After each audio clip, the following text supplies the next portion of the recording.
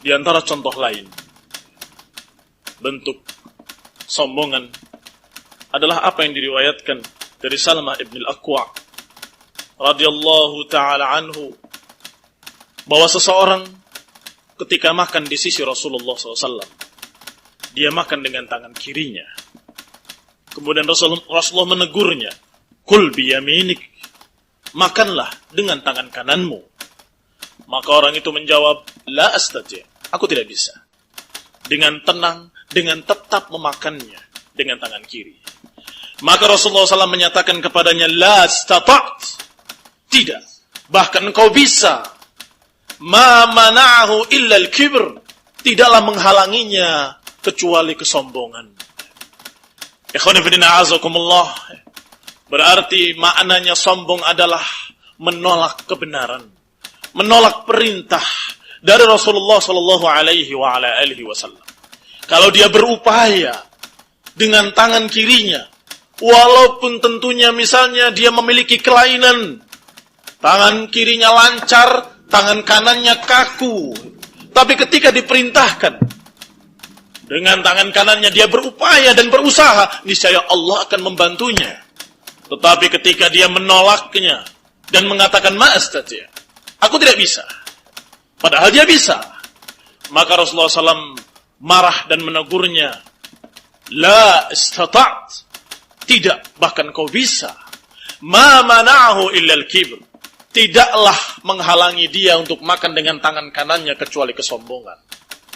Ikhwani fillah azakumullah, hadis yang dalam riwayat Muslim ini sebagai pelajaran penting bahwa di antara bentuk sombong yang lain adalah ketika diingatkan dengan ayat Allah, ketika diingatkan dengan hadis-hadis Rasulullah, dengan ucapan Allah dan Rasulnya, dia menolaknya dengan hawa nafsu, menolaknya dengan kesombongan. Maka ini termasuk bentuk-bentuk kesombongan yang terancam dengan ancaman-ancaman yang mengerikan tadi.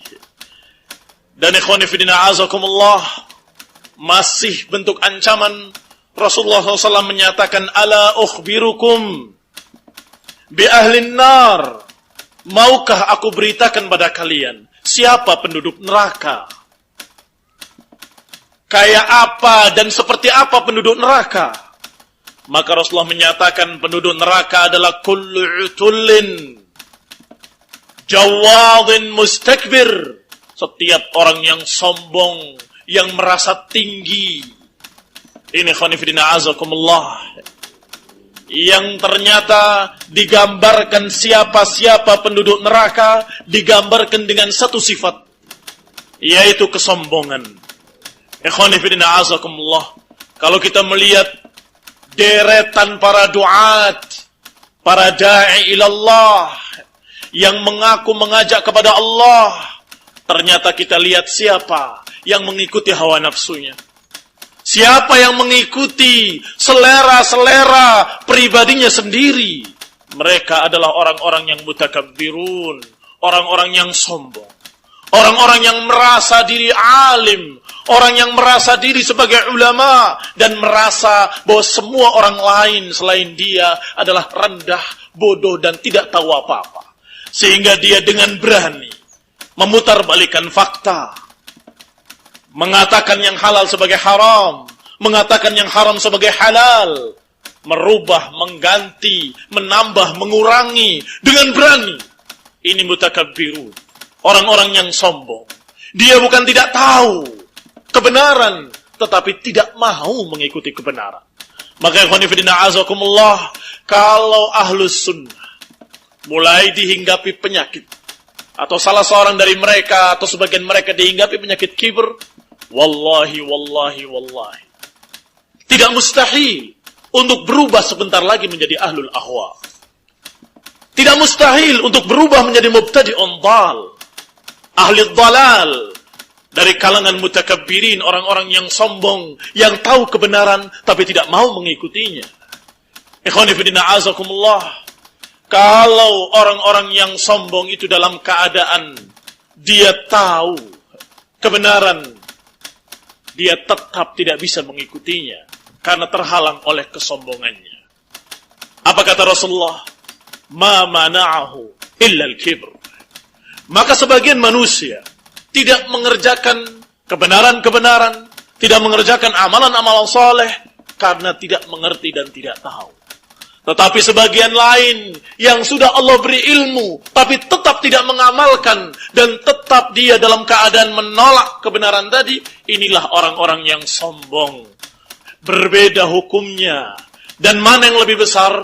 Tentunya yang lebih besar adalah yang sudah tahu tapi sombong. Sudah mengerti tapi menolak. Batarul haq wa ghamtun nas. Menolak kebenaran dan meremehkan manusia. Maka ikhwani fillah azakumullah, kita berharap pada Allah Subhanahu wa taala agar yuthabbit qulubana, agar menetapkan hati-hati kita di atas tauhid dan sunnah. Wa nasallallahu ta'ala ayaj'alana minal mu'minina sadiqin wa minal ladzina yastami'una al-qawla fayattabi'una ahsanah. Wa nasallallahu ta'ala ayaj'alana minas sadiqin wa minal mutawadhi'in.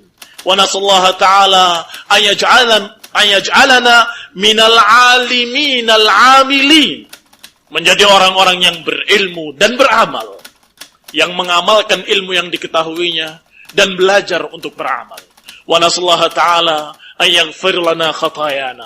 Dan kita minta pada Allah Subhanahu wa taala agar mengampuni dosa-dosa kita yang telah lalu dan membimbing kita di masa yang akan datang.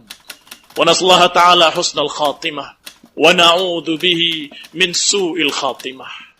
Kita minta pada Allah Subhanahu wa taala agar mendapatkan husnul khatimah dan dihindarkan dari su'il khatimah.